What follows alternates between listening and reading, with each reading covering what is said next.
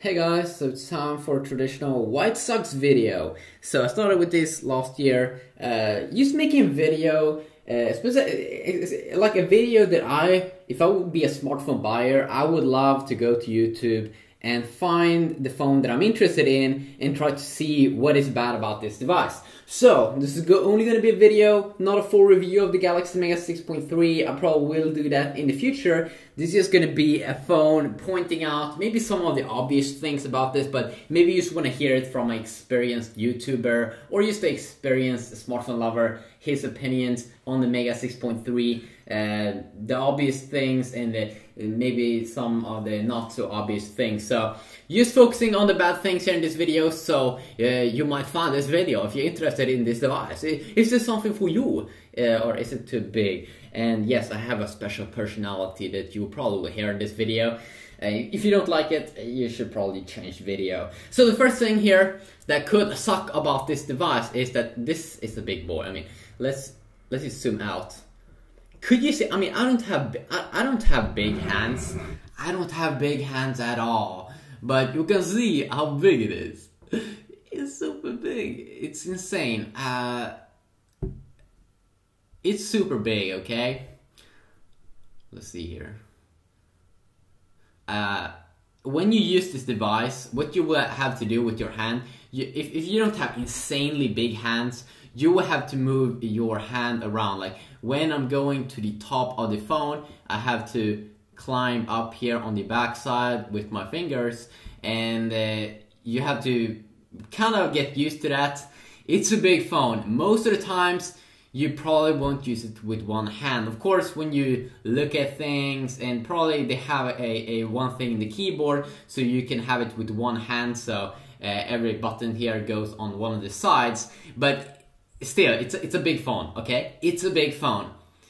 Now, I love big phones, okay? Me personally, I love big phones, but if you never used a big phone like the Galaxy Note series, no, okay, you should first check out the Note series and see if those are already too big for you. Then this is not gonna be something for you. This is big, especially when you type. You will use like two hands, okay? This is gonna be a power phone where you usually will use two hands. For me, I don't have a problem with that, but if you do have, yeah, it's gonna be a problem. It's gonna be a problem. You're probably gonna hate this phone when you realize that, well, it's pretty hard. But I think that most people already know this. It's super big, okay? It's super big. But how does it stack up in size compared to the Galaxy Note? Well, I'll make a full review of that, comparing those phones. But from my experience, from what I found, I thought that this phone would feel insanely big compared to the Note 2. Now, coming from I started to use the original Galaxy Note, then went to Note 2, and then went to this just to try it out here, and it doesn't actually feel that much bigger because it is thinner, but still, it's a big phone. But for me that doesn't have super big hands, I'm pretty impressed with still how you can actually use this device because it has rounded off sides. It has kind of like a better design than the Note 2 because of its thinner form factor and a little bit of an S4, Galaxy S4 design here, especially on the sides, which I definitely do enjoy. My button here, when I have it holding it in my hand here perfectly over here, I have my button here on turning on the display. Now they could probably put these buttons on the side a little bit longer down here, volume up and down keys, so you wouldn't have to move your hand up and down when you just want to control that little simple thing. But it's big, okay? It's a big boy. It's bigger than Note 2, but because of the thinner form factor, you can still maneuver the device actually, and that is the cool thing about this. Can you pocket it? Yes, I can pocket it perfectly in my pockets. I do see the phone a little bit from the top of my pocket, but no big deal. I can still pocket the device. Definitely pocketable if you don't have any special, probably skinny girl jeans or something. So let's continue on here. What is not so good also about this device, why it could suck, it doesn't have that much bigger battery. I mean, the phone is way bigger than the Note 2. That's 5.5 inch, this one's 6.3 inch, so almost 1 inch bigger. But it doesn't have that much bigger battery because it's still a thin device. So it only has 100 more milliamps, so you will get better battery life in the Galaxy Note 2. So don't buy this device if you want to have a better battery life. And then also, what I should say here, the S Pen or the Galaxy Note 2, that's a flagship device from Samsung from last year, and that one has higher specs, a little bit higher specs. This one is not meant to be a high-end device. This is like a mid-range device, I'm pretty sure, because it has a dual-core processor and stuff. So you won't get some of the good stuff. Like the Galaxy Note 2, it's a cheaper device, but you still get a better processor, better screen, a little bit better screen, and some other awesome things. Like the S Pen. The S Pen is a big deal. So this is Samsung's mega lineup, but with Samsung's Galaxy Note series, you do actually get a pen, and you can have fun. I usually take pictures, and then I can cut things out. And it's really, really awesome how much you can take advantage of the S Pen if you want to be a power user. It's really insane how good the Galaxy Note is. Also, one thing that kind of sucks with this device is that it only comes in 8 and 16 gigabyte variants. I have the 8 gigabyte variant here. Now, that means this one was also very expensive for being the 8 gigabyte variants.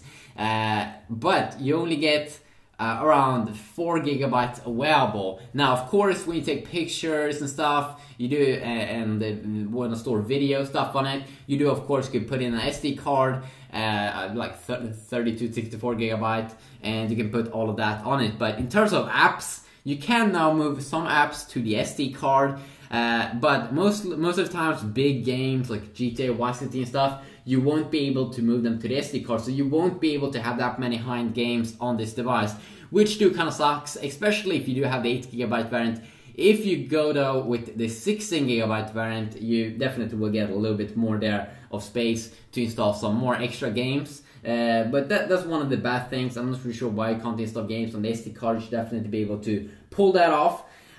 So little memory there. Then also one thing here that I didn't actually think about when I was buying this device is that it has a TFT display, which means that it's not as good viewing angles as the AMOLED display that you get on the Galaxy Note 2, the Galaxy S3, and the Galaxy S4, and the Galaxy S2. Is it super bad? No. It's still a very, very good device, especially when you look you're right in front of it. But when you look at it from the side, it's definitely not as good as the AMOLED series. And of course now, because this is a 6.3 inch device with I assume 720p resolution, same as the Galaxy Note 2, but just because it's bigger, 6.3 inch, that means that the pixel PPI, of course, pixels per inch, will not be as impressive. So of course it will be a little bit lower. Will you see a difference, a massive difference? Of course not. You won't be able to do that because it's already a very, very high resolution. But you will definitely see a little bit, especially if you do some reading on the browser and stuff. Maybe you'll see some small difference. Now, another thing is also that this device costs a lot of money.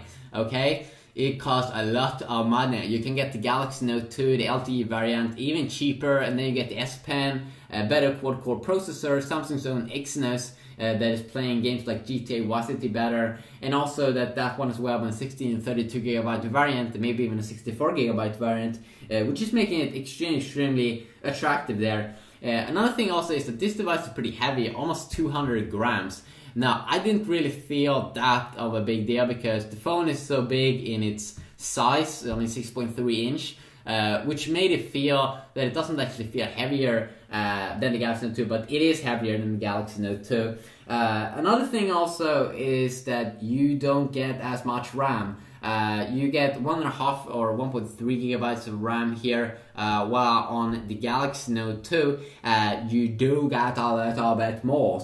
You do get around 2 gigabytes, I'm pretty sure. And one of the main things that's just better with the Note is that I'm a really big fan of the S Pen and Samsung's own feature with that. Like, if you really want to optimize the experience there, if you really want to go safe with the quad core and goodness, instead of this one has a very good processor as well. If you want to go with it's not laggy or anything, 1.7 gigahertz dual core like Qualcomm, Adreno 305 GPU. So I think that the GPU may be a little bit better than the Note 2, maybe perhaps. But the Note 2 has the Mali 400, which is Samsung's own, and has amazing support for almost every single game out there. It has amazing support.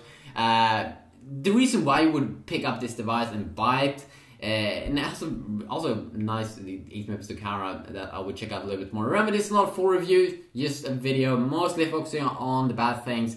But the main reason why you would buy this device, of course, is not because the screen is a little bit better, you have a little bit more extra there in specs, you have the pen. No, you already hear it in the name where you would pick up this device, and that is because it is the new Mega lineup. People will be impressed when you're walking around with this device. It looks insane, has amazing design, it's super thin. I'll check it out a little bit more, the browser experience and other cool things you can do with this device. I mean, it really is a cool experience, and you buy this device because you want something big. You want something that no one else has. Then this is probably the perfect choice. I will leave probably the pricing and the availability of this device in the description down below, and perhaps also my full review if I pull it off here in the near future. We'll see about that. But there's a quick video. You can also mention more things if you do know any more bad things about this device in the description down below, some things that you might not enjoy. Remember, this is a niche product, it's not meant to everyone. It doesn't have the S Pen, it's a megaphone. It's for the people that like the good stuff, and I really do like the good stuff, and I can't wait to see but I also like high specs and stuff, so I can't wait to see what Samsung's gonna do with the next Galaxy Note 3 that we'll probably see in a few months.